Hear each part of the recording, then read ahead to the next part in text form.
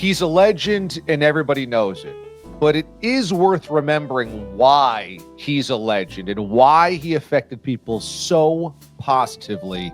It's time to think back on what made Bob Uecker, and an absolute icon. Before we get there, just a reminder to subscribe to the channel. Click on this button below me. That way you are connected every time we do DA deep dives like this, and also when we go live on Sunday nights for Watch DA Live. Make sure you are subscribed to the channel.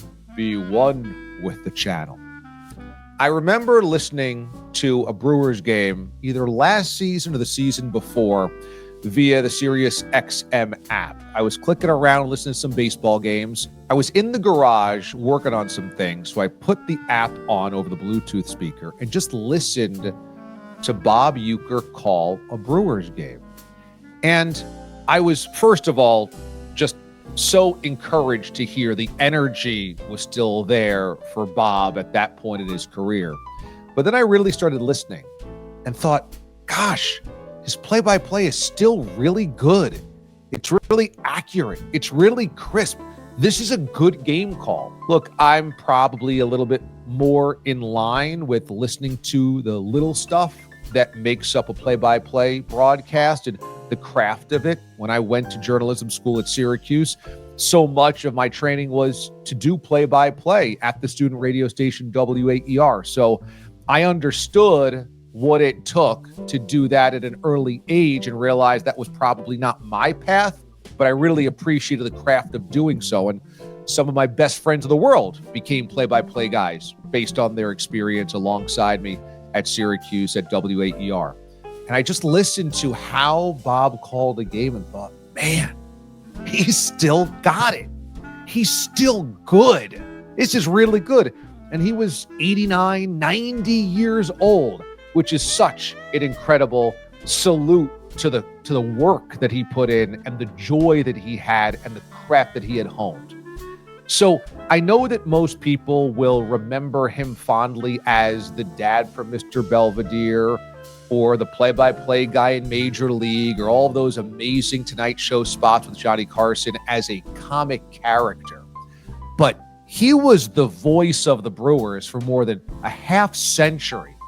And even until his final season at 90, he called a great baseball game. The second part is beyond the actual craft of what he perfected as a play-by-play artist after his playing career was, as I just said, this ability to just make you laugh. He had this incredibly warm, self-deprecating style of humor, and it brought everybody in. And I thought how unique this is.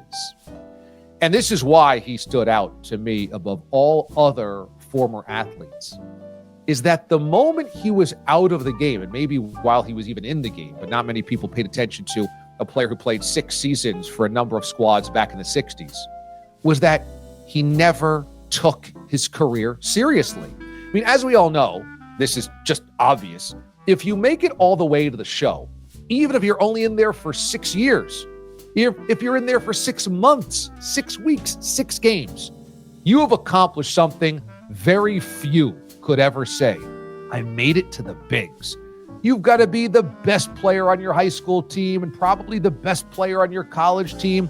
You've got to make your way up through the minor leagues. Even back in the 60s, there was only a few baseball teams before expansion, and he made it all the way there. And so every other athlete ever, of course, wears this kind of cloak of superiority in many ways. Look what I accomplished. You're a competitor. I could understand it. And it's valid. He turned that completely on its ear. The moment he started going on Johnny Carson's Tonight Show back in the early 70s, it was, look at how bad my career was. They made fun of me when I was in the bigs. The team didn't want me. All of these great jokes were just kind of perfectly set up to completely poke the balloon of ego around sports and of athletes. And it was brilliant. And he did that until the very end. I mean, his Hall of Fame speech when he gets in as a play-by-play broadcaster is, I'm still upset I didn't get in as a player. I mean, just an incredible line. And when you see a guy like Uecker at 90 years old palling around with players before games, after games, brought into the clubhouse to celebrate when the Brewers made the postseason, and celebration with champagne all over the place. When you've got that type of cred and that type of joy, you're really affecting people in a really positive way constantly.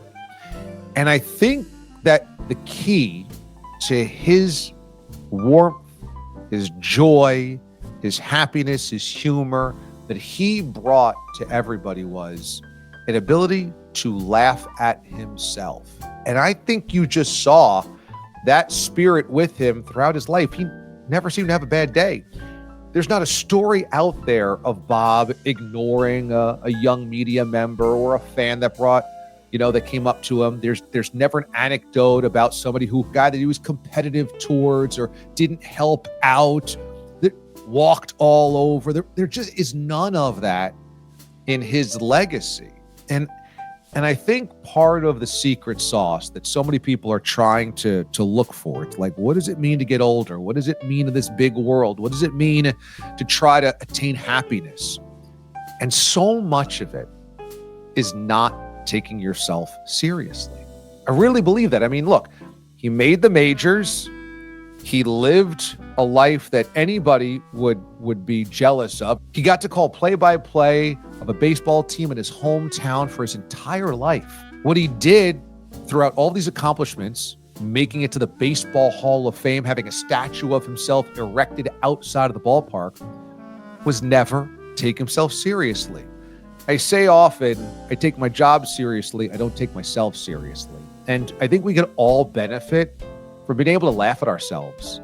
And in a day and age where social media forces us to compare and contrast our lives with others and others' successes with what we have or we don't have, and it encourages us to put our highlight reels in public so that people can see our victories. Everything is about either presenting yourself in a successful, put-together fashion or collecting some type of social media clout or being jealous or tearing people down because of what you see on social media. There's so much judgment out there. There's so much you got it wrong.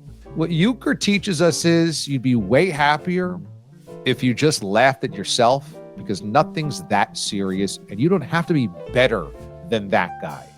You can just be yourself. I've always felt like Bob Uecker was, of course, kind of the clown prince of baseball in many ways, and remembered for his quick jokes and his role in Major League and all of these wonderfully memorable comedic performances. But he was a lot more than that. There was a wisdom in there. There was a craft in there. There was a work ethic in there that kind of got overshadowed because he was such a funny personality. Dedicate your life to something that you love and make sure you don't take yourself too seriously on the way there, even when you get to the top. A reminder to subscribe by clicking on this button right here next to me. That way you are connected to all of these DA deep dives and live shows that we do here on the YouTube channel. Thanks again for watching, everybody. I'm DA, Damon Amendolara. See you next time.